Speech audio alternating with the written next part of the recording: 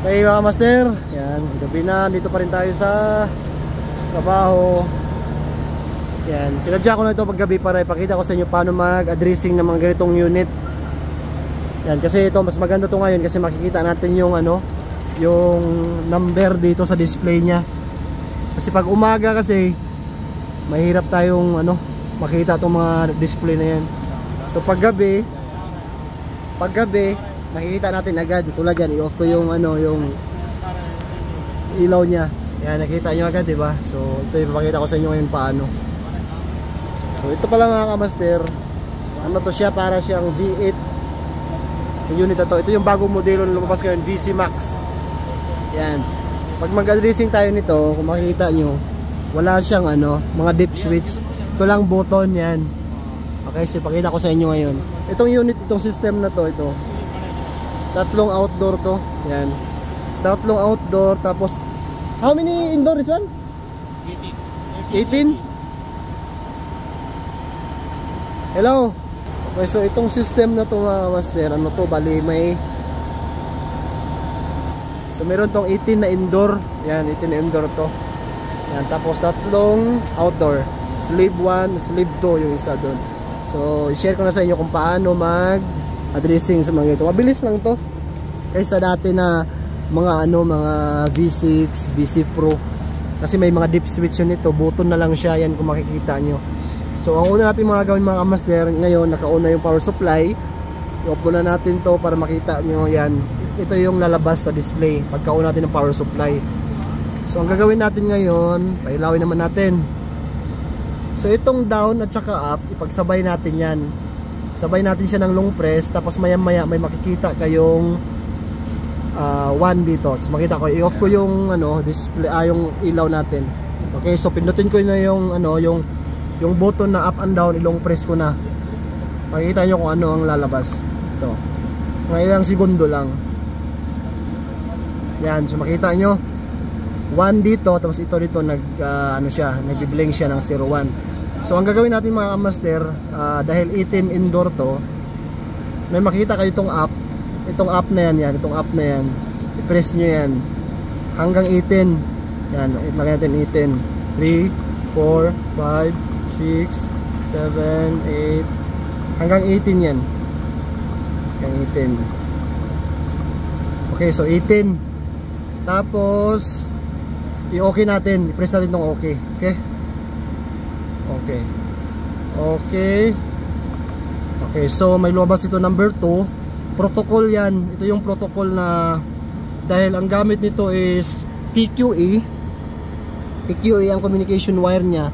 So ang ilalagay natin dyan is number 1. Yan, number 1 ilagay natin to, number 1. Kasi kung PQ mga kamaster, kung PQ lang siya ang communication wire, yung 0 lang dapat i-okay na natin yan. Dahil PQ ito communication wire, so ilagay natin siya sa 1. Yan, 1. Tapos i-okay natin yan.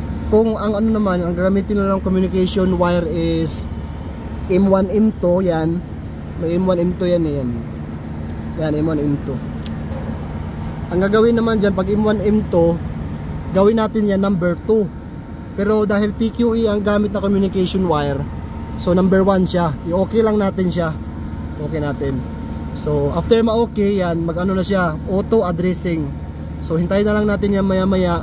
Kung walang problema sa unit, walang problema sa communication wire or sa mga number ng indoor, dire-diretso na yan siya, mag-i-step 1, step 2, step 3, step 4. Okay, so hintayin natin mamaya maya mag-step siya hanggang step 7 to eh. Okay, so ito yung mga kasama ko ngayon, mga subcontractor yan. Sila yung mga nag-install. Hi. Aywa. Sila yung mga nag-install dito. So ngayon, i-start up natin. Dami to. Pakita ko sa inyo yan. Ayan. Dami yan. Dito mga kinapit nila yan. Ayan, ito yung mga nag-install. So, hi. Aywa. So, tayo na lang natin maya-maya na mag-ano. Ma-re-read niya na lahat kung ilan ang indoor dun sa baba. Kasi nakalagay siya sa 18, so dapat ang mariread niya 18 din. So ito yung makikita nyo ngayon. Oops. Yan, ito yung makikita nyo, auto addressing. Okay, so after mag-auto addressing mga kamaster, ito yung makita nyo. Yan. IN at saka IN, IT. Yan, ito yung meaning. Initialization. Okay, so ito, nag-step 2 na siya mga kamaster. Yan, makita nyo yung fan, outdoor fan, umandar siya. Sa taas. Kita ba? Yan, sa taas. Yan, under na siya. So, hintayin natin to mga step 3, step 4, step 5, step 6, step 7. So after nun, mag-end na yan siya, lalabas dyan end. Tapos mag-go-off automatic yung mga indoor sa baba. Tapos paanda rin ng manual dun sa indoor, i-on siya bawat indoor sa thermostat. Tapos under na siya ulit. So ganun lang mga master. Ganun lang kadali mag-addressing sa mga unit na to. Yan, ito, VC Max. Bagong modelo ng Midea VRF. So hintayin lang natin. Yan, step 2 na to ngayon. Maya maya step 3, step 4, step 5 hanggang step 7. Okay, so nasa step 3 na tayo mga kamaster. Yan, step 3 na siya. Okay, so step 4 na siya mga kamaster. Yan. Ito ang medyo matagal yung step 4 mga kamaster. Kasi siguro mga 40 minutes pa yan siya bago magpupunta sa ibang step. Pupunta sa step 5. So maya maya pa to. Mga ilang minuto pa.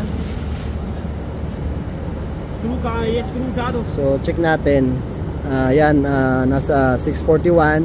Naka step 4 niya lang. Tingnan natin kung ilang minuto siya bago matapos yung step 4. Kasi ito nasa 18 ang indoor unit, so medyo matagal siya. Medyo matagal talaga siya. So gagawin natin ngayon, punta muna tayo sa ibang yan doon. Address na rin natin. Habang hinintay natin to. Okay, so yung ibang system doon, yun. Bali, din ata yun? Tatlong outdoor tapos count indoor, how many indoor is one? Indoor talata. No, talata outdoor. Talata outdoor. Okay, so 3 outdoor, 18 indoor. 18 indoor. Okay, so parehas pala din sa kabila. So i-start up na natin to habang hindi pa natapos mag-slip yung Where is the master this one? Kasi itong mga master tapos na yan. Tapos na yan na napaandara namin yan. Ito na lang. Okay, so katulad sa isang mga master, ulit natin ha. Ito, up at saka down, sabay natin. Long press natin yung up at saka down. Hintayin natin, maya maya may lalabas ng number. Yan, 1. So dahil 18 ang indoor nito, click natin tong button na up. Hanggang 18 siya. Kasi 18 yung indoor. Okay, 18. Yan, 18. So okay natin. Click natin itong okay. Okay, so number 2, ito yung protocol.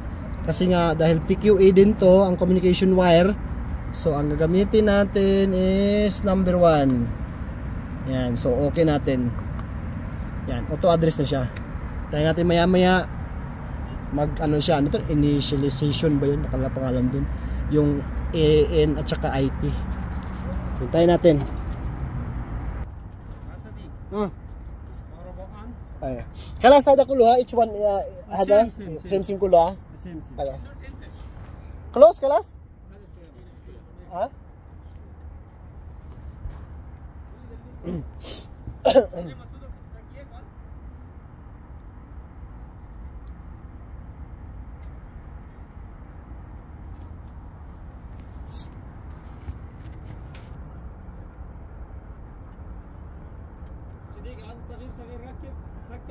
ها؟ سوي خلي الثاني يركب ها. ايوه هذا صغير سكر خلاص. هذا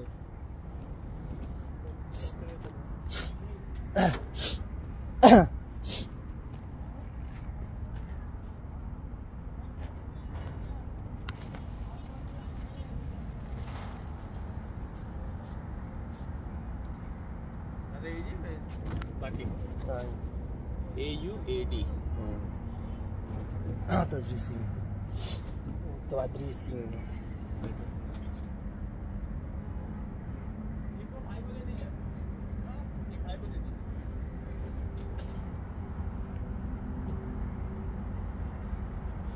Okay, so matagal. Maya-maya pa to. So punta muna tayo sa muna natin yung isa. Naka-step 4 na yun, di ba? Okay, so naka-step 4 pa rin siya mga kamaster. Oh. Yung oras na, be. Oras na 6:50. So matagal talaga to. Pagka katulad dito 18 na indoor, so mag-a-addressing yan siya bago mag-complete lahat, abot pa ng isang oras. So punta tayo sa isa, bisitahin natin yung isa kung hindi ba nag-error. Okay, so andito tayo sa isa, ano pa rin siya, yeah. AUAD pa rin, naka-auto addressing pa rin. Okay, so yan na. So after nyan, punta na yan sa step 1, step 2.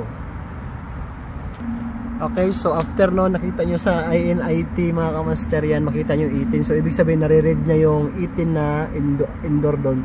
So yan, step 1 na siya. Step 1, tapos step 2, step 3. Katulad doon sa isang unit. Tayo natin. Okay, so step 2, andar na siya ang outdoor fan. Yan, kita nyo?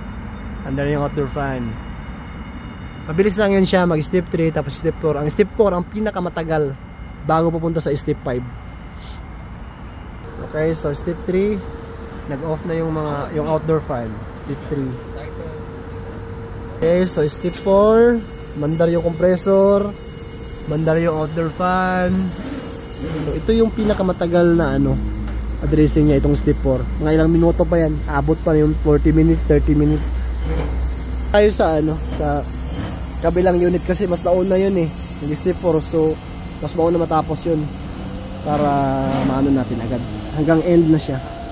Okay, so andito tayo sa isa, makikita yung naka-step, nakailang minuto na, di ba? Simula kanina. Tingnan natin yung oras, 7:02 na, so wala pa rin, hindi pa rin matapos kasi pag step 4 talaga matagal talaga siya. So hindi ko natapos, masyado na mahaba yung video. Basta ang mangyayari yung mga kamaster, step 4, step 5, step 6, step 7, tapos mag-end yan siya.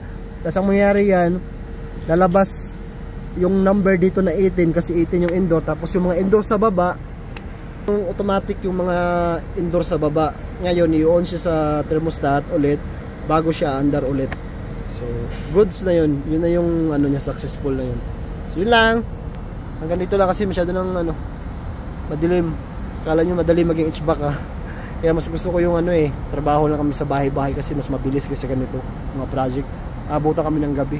Magtrabaho kami sa mga bahay-bahay, hindi ganito, hindi kami abutan ng gabi. So yun lang, sinay ko lang. Thank you for watching. Ingat lagi.